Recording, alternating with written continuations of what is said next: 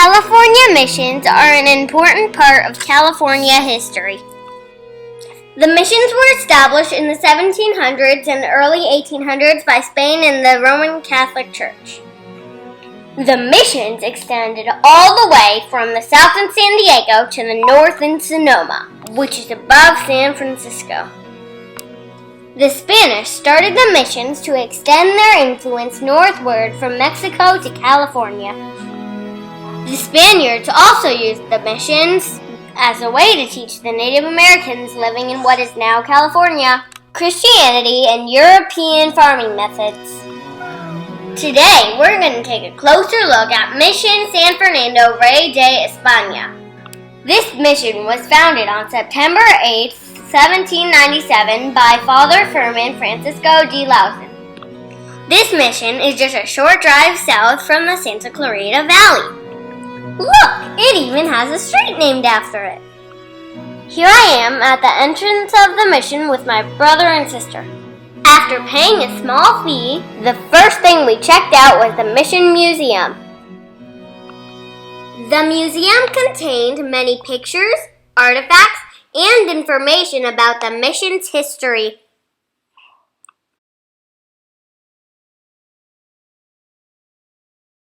When we left the museum, we took a closer look at the mission's fountain. The fountain was useful for washing, laundry, and more. When we were there, we saved a ladybug from drowning. After the fountain, we went to the East Garden. Here we saw a statue of Father Fermin Francisco de Lausen. Remember, he's the founder of the mission. Then we checked out the workshops. Mom, is this a jail? No, little sister, this is not a jail. The bars are there so we won't touch the loom. The loom was used for weaving sheep's wool into blankets and clothing. The San Fernando mission was famous for having excellent blacksmiths. In blacksmith shops like this one, they made things like spoons, forks, horseshoes, and more.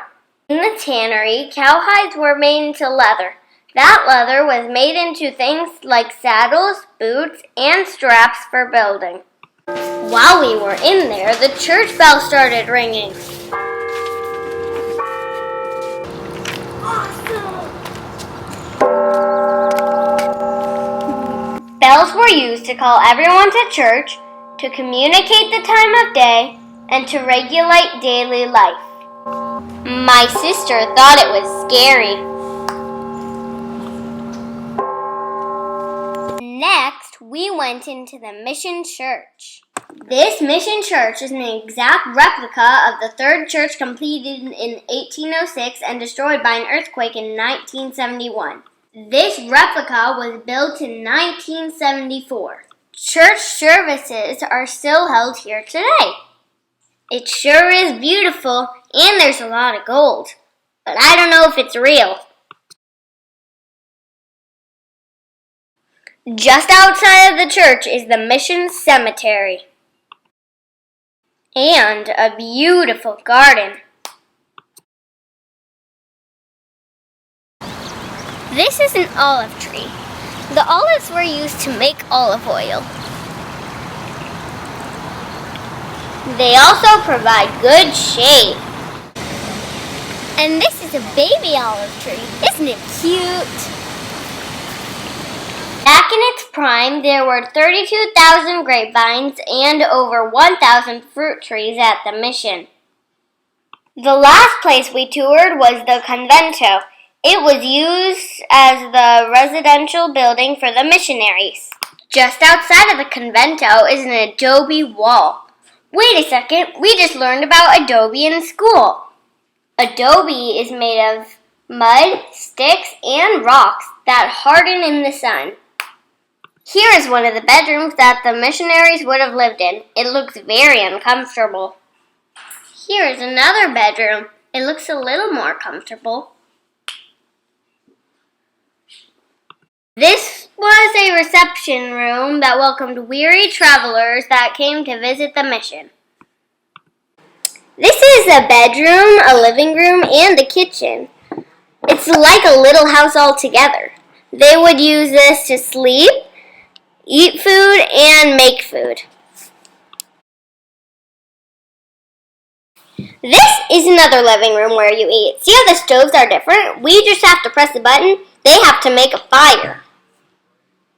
This is where they would hang the meat from cows and pigs and smoke it. I think it's kind of gross. Remember the grapevines I talked about earlier? This is where they would take them to make wine. Isn't it creepy? No. I want to think it's not creepy. It feels like someone's actually in here. Yeah, we didn't stay in here long. Overall, I think it was kind of fun. It was neat seeing how people lived back then and learning a little bit about California's history. Special thanks to the San Fernando Mission.